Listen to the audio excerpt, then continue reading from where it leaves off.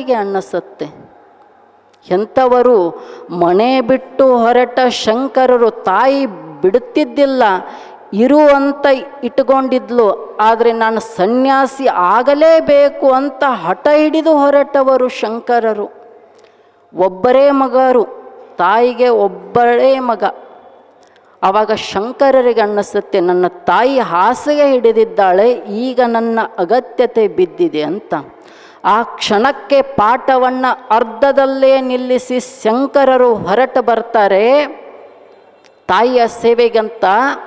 ಆ 4 ಜನ ಶಂಕರರ 4 ಜನ ಶಿಷ್ಯರು ಅವರ ಜೊತೆಗೆ ಬರುತ್ತಾರೆ.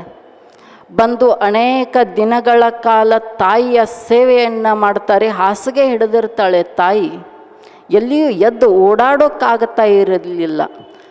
ಕೇರಳದ ಕಾಲಡಿ ಅಂತ ಅವರ ಊರು, ಶಂಕರರ ಊರು. ಬರ್ತಾರೆ. ಬಂದಾಗ ಸೇವೆ ಒಂದು 5-6 ತಿಂಗಳು ಸೇವೆ ಮಾಡ್ತಾರೆ. ತಾಯಿ ಹಸು ನೀಗುತ್ತಾಳೆ, ದೇಹ ಬಿಡ್ತಾಳೆ.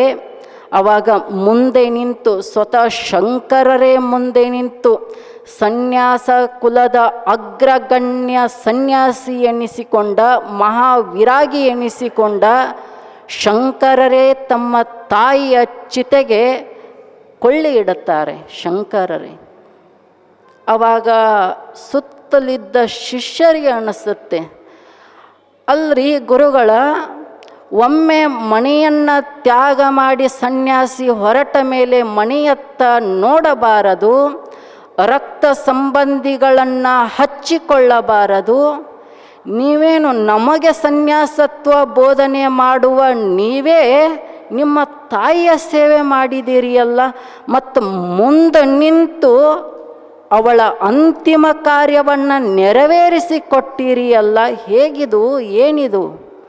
ಹೇಳೋದೊಂದು ಮಾಡ್ತೀರಿ, ಮಾಡೋದೊಂದು ಮಾಡ್ತೀರಿ, ಇದೇನು ನಮಗೆ ಸರಿ ಅನ್ನಿಸ್ತಾ ಇಲ್ಲ ಗುರುಗಳೇ ಅಂತ ಕೇಳಿದಾಗ ತಮ್ಮ ಶಿಷ್ಯರಿಗೆ ಶಂಕರರು ಹೇಳ್ತಾರೆ ಒಂದು ಸುಂದರವಾದ ಮಾತು. ಹೌದಪ್ಪ, ಸನ್ಯಾಸಿಗಳಾದವರು ರಕ್ತ ಸಂಬಂಧಿಗಳನ್ನು ಹಚ್ಚಿಕೊಳ್ಳಬಾರದು, ಮನೆಯತ್ತ ಮನಸ್ಸು ಸುಳಿಯಬಾರದು, ನೀವು ಹೇಳ್ತಾ ಇರೋದು ಸತ್ಯ ಮಾತು. ಆದರೆ ಅವಳು ಬರೀ ನನಗೆ ರಕ್ತವನ್ನು ಹಂಚಿಕೊಂಡವಳು ಮಾತ್ರ ಅಲ್ಲ, ಅವಳು ನನಗೆ ಮೊದಲ ಗುರು ಆದವಳು. ಅವಳು ಶಿಷ್ಯನ ಕರ್ತವ್ಯ ಏನು ಅಂತಂದರೆ ಗುರುವಿನ ಸೇವೆ ಮಾಡೋದು ಶಿಷ್ಯನ ಕರ್ತವ್ಯ. ಸನ್ಯಾಸಿ ಕುಲ ಏನು ಹೇಳುತ್ತದೆ ಅಂತಂದರೆ